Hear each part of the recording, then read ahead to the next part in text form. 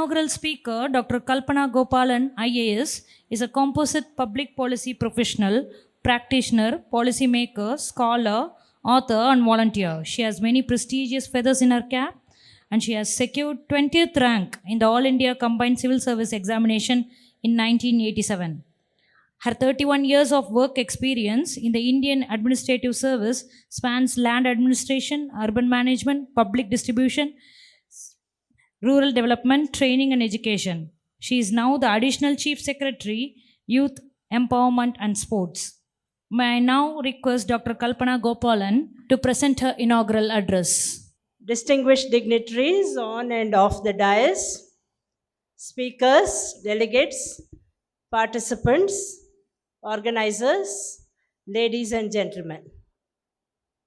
It is indeed a privilege to be present here today in this international conference on intellectual property, education, and training.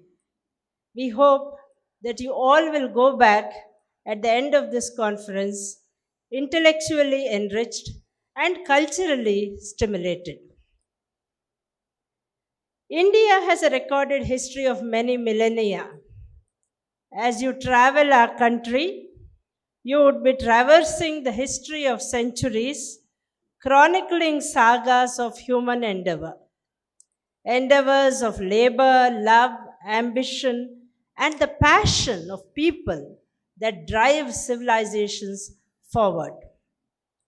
We are a land of vibrant culture, which over centuries engaged in multifarious explorations of knowledge. Explorations which took its people into an inward journey into the mysteries of being. Aham Brahmasmi is the ultimate result of those explorations. Our rich ancient literature records this search for knowledge that brims with concepts, some of which have a lot to offer even today. We talk a lot of going back to nature these days. India believed in the harmonious existence with nature all through its civilizational existence. Ayurveda today is recognized as a comprehensive system of medicine which organically heals the body. In the field of science, the contributions of ancient sages like Bhaskara and Aryabhatta are immense. Aryabhatta had articulated the existence of the solar system many centuries before modern science knew of it.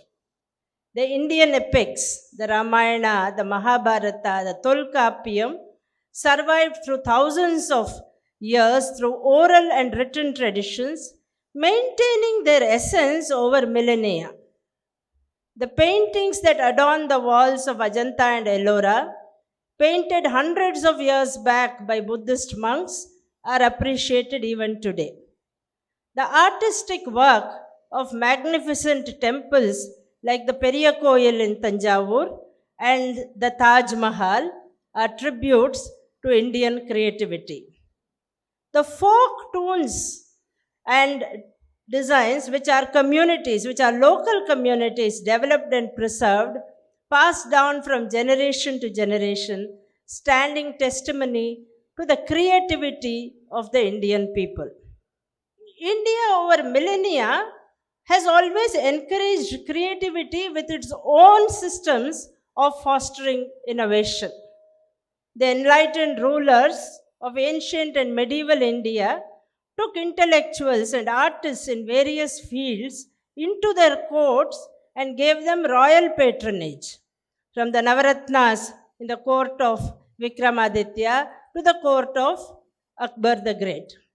This demonstrated the importance that this country attaches to fostering intellectual pursuits. No wonder then that India was quick to grasp the modern concept of intellectual property rights as it emerged in the West towards the end of the 19th century. The concept of copyright was introduced in India as long ago as 1847 when the first Indian Copyright Act was enacted. So it was pre-independence. Subsequently, in 1914, the British Copyright Act of 1911 was made applicable to India. Around the same time, a Patent and Designs Act was also enacted. India joined the Berne Union as early as 1928. India was giving protection to literary and artistic works of all countries, even while Europe was crying hoarse over the piracy of European works in the United States. Our commitment to support the culture and of creativity and innovation were reaffirmed again by the formulations of the Copyright Act of 1957, post-independence. Today, technological innovations pose new challenges to the enforcement of IPRs. To ensure protection, we have been amending our IPR acts periodically to make them modern and up to date. The very fact that India needed only a minor amendment in its Copyright Act to fulfill the obligations under the TRIPS agreement shows the contemporaneity of its laws. After having put in the necessary legislative measures, we have also initiated steps for the enforcement of these rights. In the federal system of our country, the enforcement of IPRs is done through the law and order machinery of the state governments. And in order to give a thrust to enforcement efforts, we have set up Copyright Enforcement Advisory Council at the national level, having representatives of industry and enforcement agencies. State governments have put up special cells for enforcement of IPRs with senior officers heading such cells. They have also appointed nodal officers for IPRs to facilitate interactions and information exchange between industry organizations and the enforcement machinery. The government periodically holds national conferences to stress the need for proper and strict enforcement and to give copyright industries a platform to interact with government machinery in these conferences. Industry representatives are consulted before making any changes in our laws and policies. However viable an IP legal system is, society will benefit only if the awareness of its importance is known to all, particularly to the academic community, the cradle for development of all intellectual pursuits.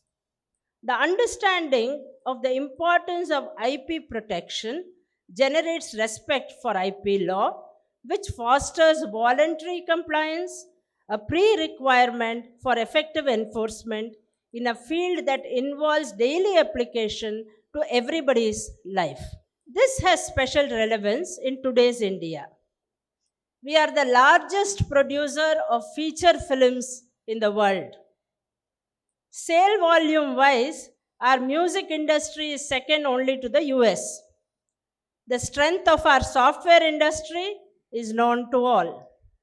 Our pharmaceutical industry is vibrant and growing with huge investments in IP resources and a number of patents to its credit.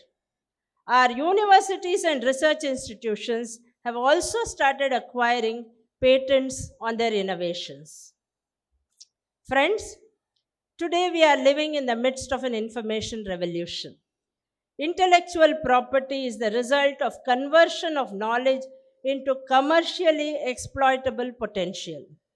It is for the betterment of all nations that we promote intellectual property rights. Only societies where such rights are protected witness cultural advancement and economic progress. We need to bring down the concept of IP rights from the ivory tower of legalistic jargon to the common man, you and I. Some of the recent developments have made IP a part of common lore. Napster might have infringed copyright and have faced the music for it, but the awareness of that case has generated on copyright issues is unparalleled. One of the most effective ways of demystifying IP and reaching out to people is through universities and educational institutions. The government of India has been taking steps in this direction from the mid 90s onwards. We have formulated schemes to provide financial assistance to IPR study and research in educational institutions. The government provides financial assistance for organizing seminars and workshops, setting up resource centers and libraries. It has also instituted 5 chairs on IPR studies in the universities of Delhi, Pune, Allahabad, Chennai, and NLSIU Bangalore. These chairs are expected to give a fillip to IP studies in the country. Of particular importance to us is developing expertise in teaching of IPRs in our educational institutions. Teaching and training in intellectual property rights are not issues of the law faculty alone. They should span across all subjects: engineering, technology, applied science, economics, management, social sciences, and even literature. After all, intellectual property is spawned in all branches of human endeavor. Universities are academic communities, organic link with society. Promoting IP education in universities is crucial to promoting IP in society. The future clearly belongs to innovative societies. You, as teachers, shape the destiny of nations in your classrooms. Our institutions require access to the vast resource material available on IPRs. Interested educational institutions may like to form a consortium for regular collaboration and to have a broad framework agreement in order to facilitate this cooperation. Teaching of IP will be a new tool in your hands to contribute to our civilization's onward journey. The topics slated for discussion in today's conference cover a wide spectrum of aspects of IPR teaching. I'm sure these discussions and exchange of views will give a boost to the teaching of IPRs in developing countries. I also hope that it will lead to more informed decision making at the policymakers level. With these words, I have great pleasure in wishing the conference all success. Thank you all. Jai Hind.